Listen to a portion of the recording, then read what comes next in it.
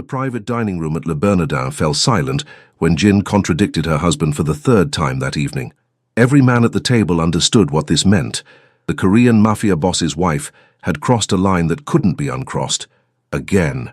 Yejun's jaw tightened imperceptibly, his expression carved from granite as he negotiated territory agreements with the Bratva representatives. Jin sat to his right, where she'd insisted on sitting despite his explicit instructions, dripping in diamonds and condescension. "My husband is too generous," she announced in Korean, her voice cutting through the tension. 20% is unacceptable. We'll take 30. This wasn't marriage, this was war in designer clothing. For 5 years, Yejun had endured an arranged union that benefited both families' empires. But over the past 18 months, Jin had transformed from partner to predator.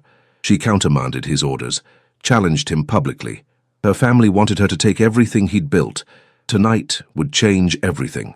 Because tonight, Yejun would meet someone who reminded him what it felt like to be human. A black waitress named Angela, who would dismantle his entire world with nothing but kindness, and one gentle look that made him remember who he used to be. The Russians shifted uncomfortably in their leather chairs as Jin circled the negotiation like a shark scenting blood. Yejun had built his empire from nothing, survived wars that painted New York's streets red, earned respect from men who respected no one. Now his own wife was dismantling it piece by piece. "We agreed on 20, Yejun stated quietly, still speaking Korean. "The terms stand." Jin's crimson lips curved into a smile sharp enough to draw blood. "Did we? I don't recall being consulted." She pivoted toward the Russians, switching to flawless English. "You understand, gentlemen, sometimes men need guidance." One of the Bratva lieutenants cleared his throat, gaze dropping to the table. No one wanted to witness this humiliation. The marriage had been strategic. Jin's family controlled the eastern seaboard's drug distribution when they wed. The union was supposed to strengthen both dynasties. Instead, it had become a battlefield where every conversation felt like combat. Over 18 months, Jin had evolved from assertive to outright aggressive. She spoke over him in meetings, flaunted her family's growing influence as if daring him to respond. Worst of all, her family backed every move. They wanted her to push him out of his own organization, take everything he'd bled for. "We'll discuss this later," Yejun said, his voice dropping to Arctic temperatures. "Of course, Oppa." Jin wielded the term of endearment like a blade. "Whatever you say." The meeting limped toward its conclusion. As the Russians departed, Yejun caught their pitying glances. They recognized what was happening. Everyone did. He stood abruptly. "I need air." "Boss!" Minho, his second-in-command, started forward. "Alone." The word carried enough weight to stop Minho in his tracks. Yejun left Jin surrounded by her bodyguards, her guards, not his men, and escaped to the restaurant's bar area. He loosened his tie, the silk suddenly suffocating, and ordered whiskey neat. The bartender poured 3 fingers without being asked for the amount. Even strangers could read his exhaustion. He'd survived assassination attempts, hostile takeovers, federal investigations.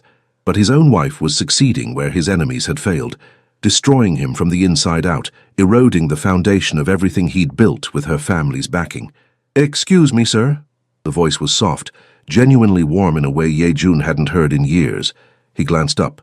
The waitress was black, late 20s, with natural hair pulled into an elegant bun that showcased her graceful neck. Her skin was a rich, deep brown that seemed to glow under the restaurant's ambient lighting. She wore the standard uniform, but something about her posture, straight-backed yet relaxed, suggested quiet dignity that couldn't be bought or taught. Her name tag read, Angela. "Your glass is empty," she observed with a gentle smile that reached her dark eyes. "Would you like another?" Their gazes connected. It wasn't attraction. Not yet. It was recognition. In her eyes, Yejun glimpsed something he'd forgotten existed. Genuine kindness without agenda, sincerity without calculation. She looked at him like he was a person, not a title, not a threat, not a means to power or a stepping stone to wealth, just human. For 3 heartbeats, the chaos in his mind went silent. The weight on his shoulders lifted. The constant vigilance that kept him alive in his world simply stopped. "Yes," he managed, his voice rougher than intended. "Thank you." Angela's smile deepened, real, transforming her entire face, before she turned toward the bar. Yejun found himself watching the way she moved, graceful and unhurried, as if she had all the time in the world. As if rushing through life would mean missing something important. When had he last moved like that, without urgency or threat assessment or strategic positioning? He couldn't remember. Ye-jun. Jin's voice shattered the moment like a hammer through glass. She stood in the doorway flanked by her guards. Designer dress and flawless makeup a stark contrast to Angela's simple uniform and natural beauty. But Jin's expression made Ye-jun's blood run cold. She stared at Angela with naked hostility, eyes narrowed to slits, before her gaze snapped to him with laser focus. She'd witnessed it. That moment of connection, that brief, unguarded instant where he'd looked at another woman and felt something real. "We're leaving," Jin announced in Korean, her voice tight with barely controlled rage. Ye-jun rose slowly, muscles coiling with tension. Angela returned with his whiskey, and Jin's eyes narrowed further as the waitress set it down with another warm smile, completely unaware of the danger radiating from the immaculately dressed woman 10 feet away. "Have a wonderful evening," Angela said softly, her voice carrying genuine warmth that seemed to fill the space around them. Jin said nothing, but as they departed, Ye-jun glanced back once. Angela watched him with something he couldn't quite name. Concern, perhaps, or understanding. As if she'd sensed the tension and felt sorry for him. Actually sorry, not the calculated sympathy people in his world deployed like weapons. For the first time in 18 months, Ye-jun felt something other than anger or exhaustion. He felt hope. The car ride home was silent, tension coiling between them like a living thing. Jin stared out her window, jaw clenched, one perfectly manicured hand gripping her clutch so tightly her knuckles went white. When they reached the penthouse, she finally spoke. "A waitress," she hissed in Korean, whirling to face him the moment the door closed. "You looked at a waitress like—" "Like what?" Ye-jun interrupted, his voice dangerously calm. "Like she mattered." Jin's composure cracked, revealing the fury beneath her polished exterior. "Do you have any idea how that looked? How weak you appeared? The only thing that looked weak was you undermining me in front of our allies. Again. Your allies," Jin spat, stepping closer. "You forget. My family built half this empire. We have just as much right to it as you do. More, actually, since we have the connections that actually matter in this city. Then go to them." Ye-jun's voice dropped dangerously low, each word precise as a blade. "Because this marriage is over." Jin froze. For one moment, genuine shock flickered across her features before rage consumed it entirely. "You can't divorce me. The agreement was based on alliance. Your family broke that when they started moving against me." He met her eyes steadily, unflinching. "We're done, Jin. File the papers or I will. Your choice." She laughed, a bitter, broken sound that echoed through the cavernous penthouse. "And then what? You run to your little waitress, play house. She'll never survive in our world, Ye-jun. She's nothing, nobody. I could crush her with a single phone call. She's more real than you've been in 5 years." The words hung between them like a death sentence. Jin's face contorted with something that might have been pain, before fury consumed it entirely. "You'll regret this," she whispered, her voice shaking. "I'll make sure of it. You and your little pet will both regret this." She stormed out, her guards scrambling to follow, leaving Ye-jun alone in the penthouse that had never felt like home. He pulled out his phone, dialing Minho immediately. "I need you to do something. Anything, boss.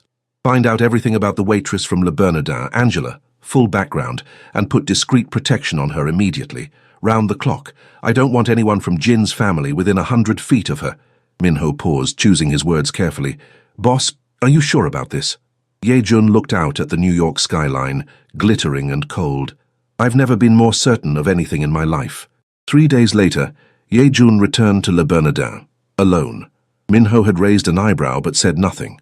Jin was in Connecticut meeting with her family, no doubt strategizing her next move, plotting how to destroy him and take everything he'd built. Let her. Ye-jun needed space to breathe, needed to feel human again, even if just for an hour. When Angela approached his table wearing that same genuine smile, something in his chest loosened. A knot he hadn't realized he'd been carrying unwound slightly. "Welcome back," she greeted him warmly, her voice like honey. "Same drink?" "You remembered." "I remember all my regulars." Her smile widened, bringing out the dimples in her cheeks. "Though you're not quite a regular yet. Give it time." The conversation was light, professional, but beneath it ran an undercurrent of warmth that felt like sunlight after months of winter. She asked if he'd tried the sea base. It was exceptional tonight.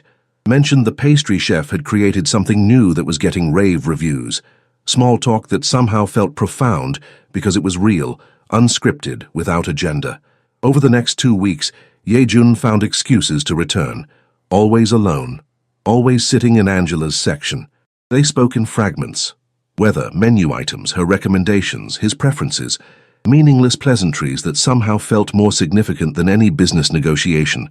He discovered she was 28, working 2 jobs to save for nursing school, this restaurant at night, a clinic as a medical assistant during the day. She'd grown up in Brooklyn, raised by her mother and grandmother, after her father abandoned them when she was 6. Never really knew him, Angela mentioned one evening while clearing his plates, her tone matter-of-fact rather than bitter. Walked out when things got hard, but Mom always said we were better off.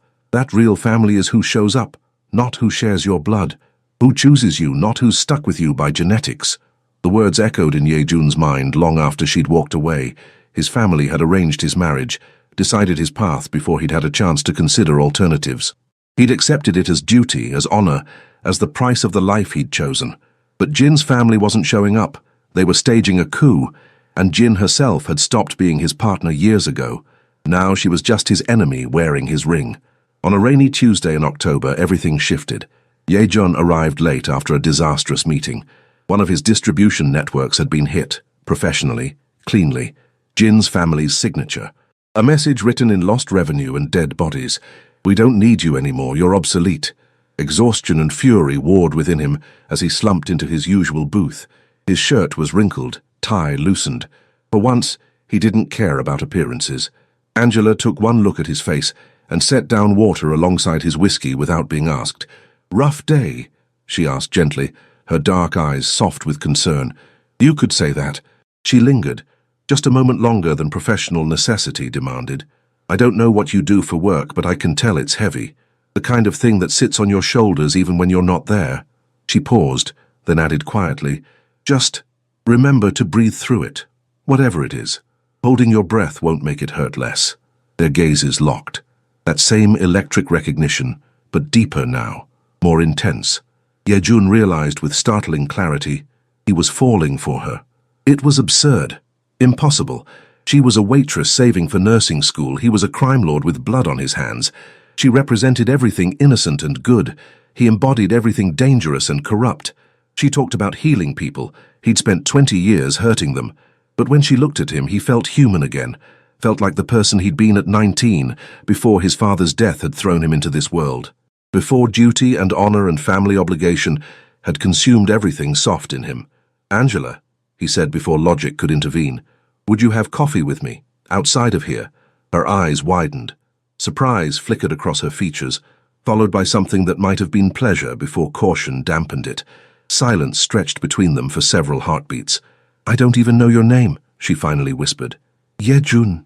"Yejun," she repeated, testing the syllables on her tongue.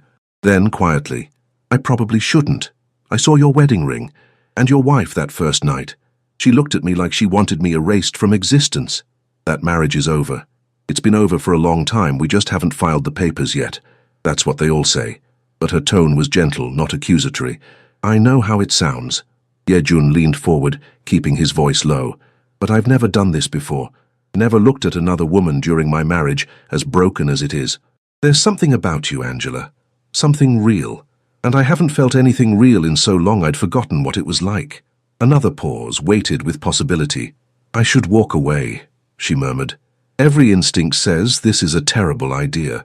But I want to," she admitted, her voice barely audible. "I haven't stopped thinking about you since that first night, which is crazy because we've barely talked. But when you look at me, I feel seen, really seen. And I haven't felt that since—" She stopped abruptly. "Since your father left," Yejun finished quietly. Angela's eyes glistened with unshed tears. "How did you—" "Because I understand," he said. "My marriage isn't real. It never was. Arranged, political, strategic. 2 families merging empires like a business acquisition, and now it's poison. My wife and I, we're enemies wearing wedding rings, circling each other, waiting to see who strikes first. That's heartbreaking. It's reality." He reached across the table, stopping millimeters from touching her hand, giving her the choice. "But you, Angela, when I'm near you, I remember what it feels like to want something real. Something that isn't strategy or alliance or power, just connection. She turned her hand over, palm up. An invitation. Yejun took it, her skin warm against his. "I can't promise this won't get complicated," he warned. "I think it's already complicated," Angela replied. "But maybe complicated is worth it." They met the following afternoon at a small cafe in the West Village. Yejun wore civilian clothes, jeans, a simple sweater, no visible weapons, no entourage, no security detail shadowing his steps, though Minho watched from a strategic distance 3 blocks away. Yejun wasn't suicidal. Angela arrived in a yellow sundress that made her skin glow, her hair loose around her shoulders in natural curls that caught the autumn sunlight. Nervousness radiated from her as she approached. "This is weird, right?" she said with a self-conscious laugh, sliding into the seat across from him. "I don't usually do this. Date customers. Is this a date?" She met his gaze directly. "I don't know. Is it?" "I'd like it to be," Yejun admitted. They talked for 3 hours. About everything and nothing. Angela spoke about her dream of becoming a pediatric nurse, about wanting to help children the way no one had helped her when her father left and money got tight, about her mother's strength, working 3 jobs to keep them fed, and her grandmother's wisdom passed down through stories and Sunday dinners. Yejun found himself revealing things he'd buried for years. Korea before the violence. His childhood before his father's death forced him into this world.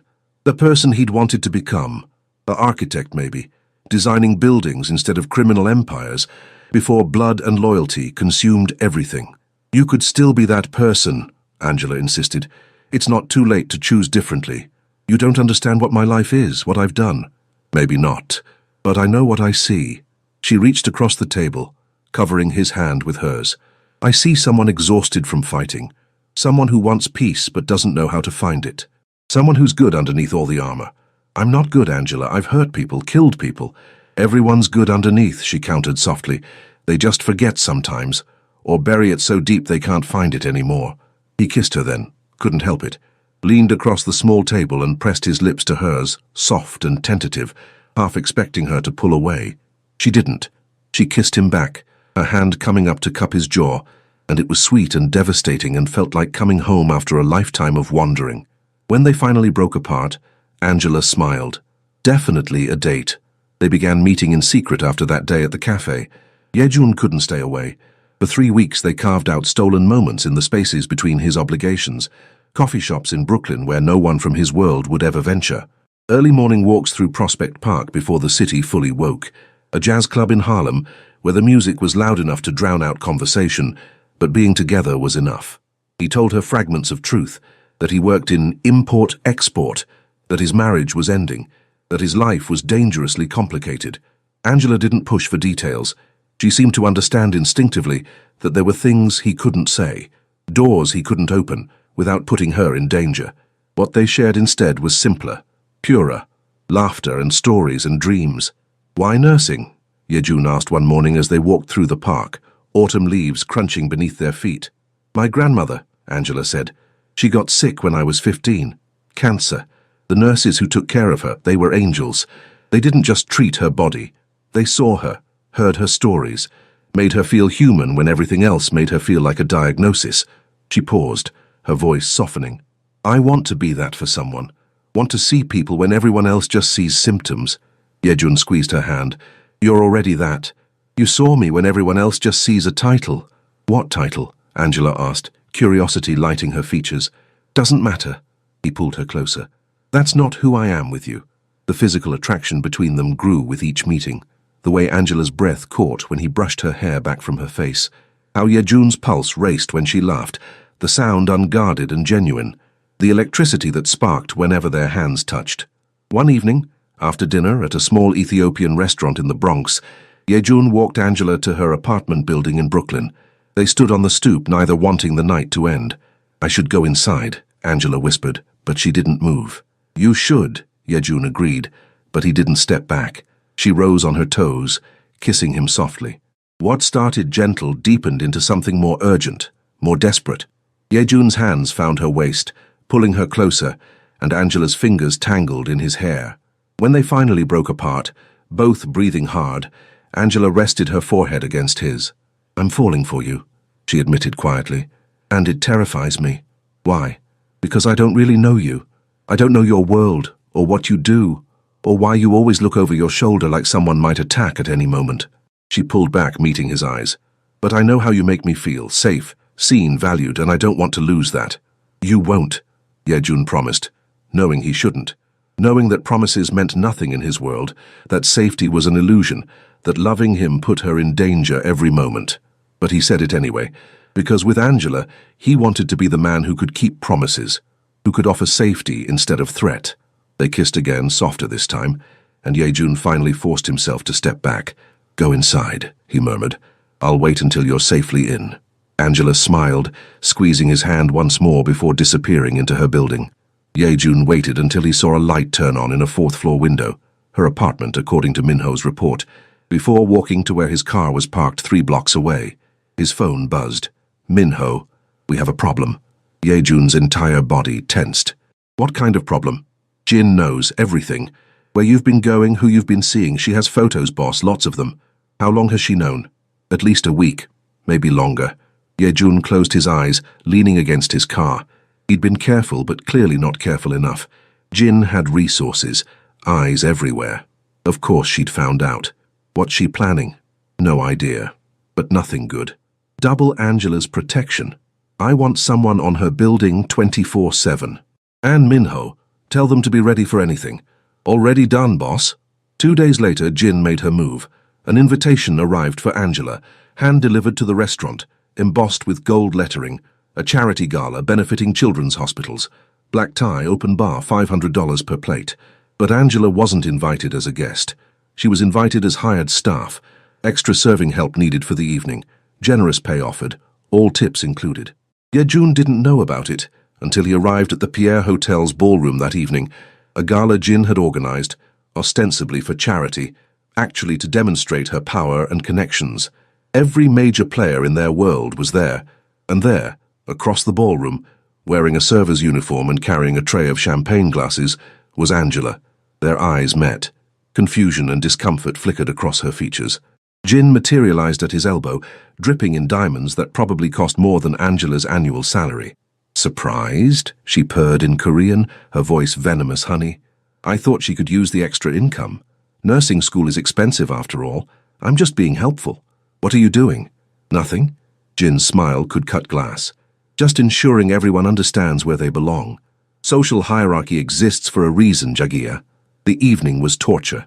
Yejun watched as Jin's friends, society women who wouldn't normally acknowledge service staff, went deliberately out of their way to be condescending to Angela, snapping fingers for refills, speaking loudly about the help and proper breeding, making subtle, cutting remarks just within Angela's earshot about women who didn't know their place and reached above their station. Angela endured it all with quiet dignity, her expression neutral, professional, but Yejun could read the hurt in her eyes, the confusion, the slow dawning realization that she'd been set up, humiliated deliberately, and he could do nothing without making it worse. Then Jin made her decisive move. In the center of the ballroom, with everyone watching, Jin summoned Angela over with an imperious gesture. "You," she said in English, deliberately loud. "The waitress. My husband seems quite taken with you." The room fell silent. Every conversation died. Every eye turned toward them. Angela stood frozen, tray in hand, her face a mask of composure even as humiliation colored her cheeks. Jin circled her slowly, predator examining prey. "I'm curious. What do you think you could possibly offer a man like him?" Her voice dripped false sweetness. "You're pretty enough, I suppose, in an exotic way, but do you truly believe you belong in his world? In this world?" "Jin." Yejun started forward, fury making his vision narrow. "No, please." Jin held up one hand, not breaking eye contact with Angela. "I want to hear it. Tell us all. What future do you imagine with my husband? Do you see yourself at his side, meeting with associates, negotiating deals?" Her voice hardened. "Or did you just hope he'd set you up in a nice apartment somewhere, visit when convenient, be his little secret?" Angela's hands trembled slightly on the tray, but when she spoke, her voice emerged steady, clear. "I don't want his world," she said quietly. "I just want him." The simplicity of it, the pure, devastating honesty, hung in the air like a declaration of war. Jin's composure cracked, For just one moment, something resembling pain flashed across her features, as if those simple words had revealed something she'd spent years trying to hide, that no one had ever wanted her. Just her family's power, her connections, her resources, never her. "How naive," Jin whispered, but her voice shook. Angela carefully set down her tray. Then she looked at Jin, really looked at her with compassion instead of anger, and said gently, "I'm sorry." "For what?" Jin snapped, her control fraying. "For whatever hurt you so badly that you forgot how to love anything but power." Jin's face crumpled. Tears, actual tears, spilled down her perfectly made-up face, mascara beginning to run. The room was utterly silent, witnesses to the impossible, the terrifying Jin, crying in public. And Angela had accomplished it without a single cruel word, just truth delivered with kindness. Jin's voice broke. She turned and fled, her entourage scrambling after her. Yejun crossed the ballroom in 5 strides, taking Angela's hand. "We're leaving," he announced to no one in particular, leading her toward the exit. Outside, Angela finally broke down. "I'm so sorry," she sobbed, tears streaming down her face as they stood on 5th Avenue, the hotel's lights casting harsh shadows. "I didn't mean to cause all this." "You didn't cause anything," Yejun assured her, pulling her close despite the stares from passers-by. "This was always coming. Jin's family has been positioning for a takeover since our wedding. You gave me a reason to fight back instead of just surviving. People are going to get hurt because of me. People are going to get hurt because Jin's family wanted war," he corrected firmly. "This has been brewing for 5 years. You're not the cause. You're just the excuse they needed." But they both knew that wasn't entirely true. The war wasn't metaphorical. Within 24 hours, shipments were hit, safe houses raided. 3 of Yejun's most trusted lieutenants were killed in coordinated strikes designed to send a message: surrender or everyone dies. Yejun responded with calculated brutality. Years of strategic planning activated in hours. He'd always known this confrontation was inevitable. Jin's family had been positioning for this since the wedding. He'd simply been waiting for the right moment to strike back. Now he had that moment, and a reason to fight for something beyond mere survival. But first he needed Angela safe. "No," she protested when he explained the situation in her small Brooklyn apartment, his security team waiting outside. "I'm not hiding while people die because of me." "They're not dying because of you." "Yes, they are." Fresh tears spilled down her cheeks. "If I just disappear, maybe they'll stop. Maybe—" "They'll never stop," Yejun interrupted firmly, cupping her face in his hands. "And I'm not losing you. Not to them, not to fear, not to anything. You barely know me." "I know enough." His voice softened. "I know you're the first real thing I've felt in a decade. I know when I'm with you. I remember who I wanted to be before all this consumed me. I know I'd rather burn my entire empire to the ground than let them touch you." "That's insane." "Probably," he agreed, "but it's also true." Angela was moved to a secure location that night, a penthouse in Manhattan with guards rotating in 8-hour shifts, bulletproof windows, secure elevators, everything Yejun could provide to keep her safe while he dismantled Jin's family piece by piece. He visited when he could, between strategy meetings and retaliatory strikes, sometimes for hours, sometimes just minutes to hold her and reassure himself she was still alive, still safe, still his. "Tell me something good," Angela said one night as they lay on the couch, her head on his chest, listening to his heartbeat. "Something from before all this? A happy memory." Yejun was quiet for a long moment, sifting through decades of violence and strategy and survival. "My mother's garden," he finally said, "in Seoul, when I was young, before my father died. She grew roses, white ones that smelled like heaven. She'd let me help water them every morning before school. What happened to it? Burned. When my father was killed, his enemies tried to kill us too. The house burned, the garden with it." He paused. "I haven't thought about those roses in 20 years. Angela pressed a kiss to his chest, right over his heart. "When this is over, we'll plant roses. White ones. Promise?" "Promise." The conflict lasted 3 brutal months. Winter descended on New York, and the war turned the city's underworld into a frozen battlefield. Jin's family was powerful, but they'd grown complacent. They'd forgotten that Yejun had built his empire from nothing, survived wars that made this look like a minor skirmish. He knew every dirty trick, because he'd invented half of them.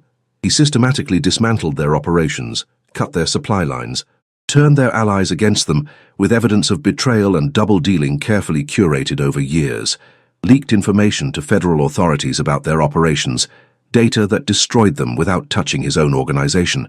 It was brutal, efficient, bloody.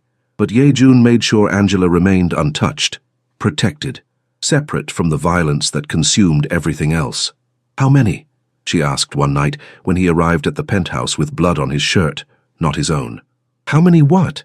How many people have died?" Ye-jun met her gaze steadily, refusing to lie. 17. That I know of. Probably more. Angela looked at him for a long moment, her expression unreadable. "Are you becoming the person you hate?" The question hit him like a physical blow. Ye-jun sank onto the couch, suddenly exhausted beyond measure. "I don't know," he admitted. "I'm trying not to. But in this world, mercy is weakness, and weakness gets you killed. Gets the people you love killed." Angela sat beside him, taking his hand despite the blood. "When this is over, if we survive this, what happens then? What do you want to happen?" "I want normal," she whispered. "I want coffee dates and movie nights and boring conversations about nothing. I want you without all this death and danger. I want to plant those roses and watch them grow. I don't know if that's possible." "It has to be," Angela insisted, her voice fierce. "Because I can't do this, Ye-jun. I can't live in a world where people die over territory and pride and revenge. I just can't. So if we're going to be together, really together, this has to end, all of it. Then I'll find a way out," he promised. "When this is over, I'll find a way, for you, for us." She kissed him then, deep and desperate and full of fear that this might be the last time, that tomorrow he might not come back. That violence might claim him the way it had claimed 17 others. The end came on a rainy night in February. Jin's family made one final desperate move, a coordinated attack on 3 of Ye-jun's key locations simultaneously. It was meant to overwhelm his defenses, force him into a corner where surrender was the only option. Instead, Ye-jun had been expecting it, had let them think they had the advantage while he positioned his people perfectly, turned their own strategy against them. The battle was short and decisive. By dawn, Jin's family's leadership was either dead or in federal custody, arrested on charges that would keep them imprisoned for life. Evidence carefully leaked, testimonies secured, justice delivered not by bullets, but by badges. Cleaner, more permanent. Jin herself fled to Korea, the divorce papers signed in absentia rather than face what was coming, rather than watch her family's empire crumble while Ye-jun survived. It was over. Ye-jun had won. But the victory felt hollow. Half his organization was destroyed, loyal men were dead, his empire was in ruins. Blood stained his hands darker than ever before, and he was so tired. Min-ho found him in his office 3 days after the final battle, staring at the New York skyline. "Boss, we can rebuild. 6 months, maybe a year. We'll be stronger than ever."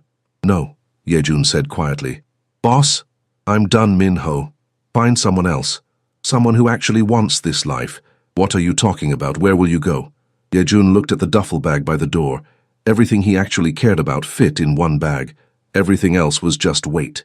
"I'm going to do something I should have done years ago," he said. "I'm going to choose."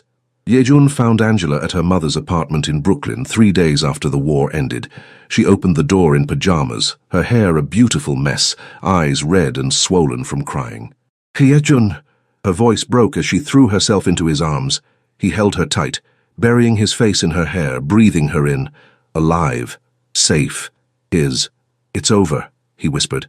"Jin's family is finished. The divorce is final. It's over. And how many people died for it to be over? Too many." He pulled back to look at her. "But I'm done, Angela. Completely. The organization, the empire, all of it. I'm walking away. You can't just—" "I already did." He took her hands.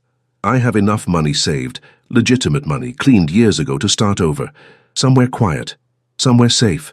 Somewhere we can plant those white roses and watch them grow." "Ye-jun, I know it's insane. I know it's too fast. I know I'm asking you to leave your family, your job, your dreams of nursing school here in New York, but—" He took a shaky breath. "But I'm asking anyway. Come with me. Build something new with me. Something that isn't violence or power or empire. Just us. Where? Wherever you want. Portland, Seattle, Austin. Anywhere that isn't New York, anywhere Jin's family won't think to look." Angela was quiet for a long moment, searching his face. "You'd really walk away? From everything you built?" I already have. He squeezed her hands. You asked me once if I was becoming the person I hate. The answer was yes. But with you, I can become someone different, someone better. The person I was supposed to be before duty and blood and honor consumed everything good in me. What about nursing school? Portland has excellent programs. Seattle too. I'll pay for it, all of it. You can focus on school instead of working 2 jobs. Actually have time to study, to breathe. He paused. Unless you want to stay here, with your family, which I would understand completely. No, Angela interrupted, a smile breaking through her tears. Ask me properly. What? She stepped back, crossing her arms, trying to look stern despite the tears streaming down her face. You're asking me to leave everything I know, move across the country with a former crime lord I've known for 3 months. The least you can do is ask properly. Understanding dawned. Yejun dropped to one knee right there in her mother's doorway. Angela Thompson, he said, pulling a small box from his pocket. Purchased 2 weeks ago, carried with him every day since, waiting for the right moment. I know I'm a terrible risk. I know my past is violent and my hands are stained with blood. I know I have nothing to offer you but a chance at something real. But I love you.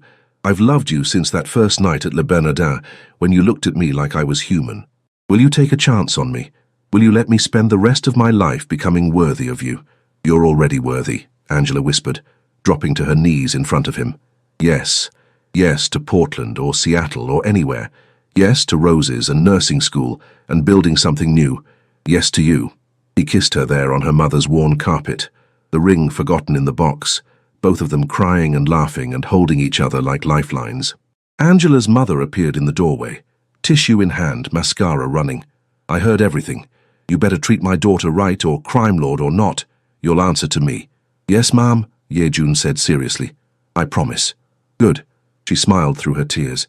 Now get off my carpet and come have some coffee. We have details to discuss. They chose Portland. Quiet, rainy, green, as far from New York's concrete jungle as possible, while still being in a major city with good schools. Yejun bought a small craftsman bungalow in southeast Portland with a garden perfect for roses. Used cash, fake names, papers so perfect even federal investigators wouldn't find him. Angela enrolled in nursing school at Oregon Health and Science University. Yejun took a job consulting for a legitimate security firm. Boring work that used his skills without bloodshed. He was good at it. Turned out protecting people felt better than threatening them. They planted white roses that first spring. Angela's hands in the soil, Yejun beside her, both of them learning how to grow something instead of destroy it. Think they'll survive? Angela asked, patting dirt around the roots. If we take care of them, Yejun replied. If we show up every day and do the work. If we remember that beautiful things need tending. Are we talking about roses or us? Both. They married that summer in a tiny ceremony at their house. Angela's mother and grandmother, 3 of her cousins. No one from Yejun's old life except Minho, who'd helped arrange their disappearance and kept their secret. Angela wore a simple white dress. Yejun wore a suit with no tie, shirt unbuttoned at the collar where his neck tattoo, a Korean dragon that once symbolized power, was visible. A reminder of who he'd been, a promise to be someone different. I do, he said when asked if he'd forsake all others, protect and cherish, love and honor. I do, Angela echoed, tears streaming down her beautiful face. They kissed as the roses bloomed around them, white petals catching the summer breeze. That night, tangled together in their bed, Angela traced the dragon tattoo on his neck. Do you miss it? She asked quietly. The power? The respect? Being feared? Yejun thought about it honestly. The adrenaline, the control, the way people had looked at him with terror that felt like respect. No, he said. I spent 35 years surviving. This is the first time I've actually lived. The first time I've chosen something instead of having it chosen for me. The first time I've loved something more than I feared losing it. What do you love? She asked, though she knew the answer. You, he said simply. Just you. Everything else is just details. Angela smiled and kissed him. That's the right answer. Outside, rain pattered against the windows. Somewhere in the world, empires rose and fell. Wars were fought. Power changed hands. Jin was probably somewhere in Korea, plotting revenge that would never come. But in this small house in Portland, a former crime lord and a nursing student built something she'd never understood. Not power or empire or dynasty. Just love. Real, honest, chosen love. The kind worth walking away from everything to find. The kind worth dying for. The kind worth living for, even more. Angela's phone chimed during dinner on a rainy Tuesday evening. She glanced at the screen and went still. "What?" Yejun asked, looking up from the vegetables he was chopping. Silently, she showed him. A news article forwarded by one of her cousins in New York. Jin Park Lee found dead in Seoul apartment. Apparent suicide. They stared at it for a long moment. The article included a photo. Jin in designer clothes, perfect makeup, that same cold smile she'd worn at the gala. But something in her eyes looked hollow, empty. "Should I feel something?" Angela asked quietly, setting down her phone. "I don't know," Yejun admitted. "Should I?" They stood there in their small kitchen, processing.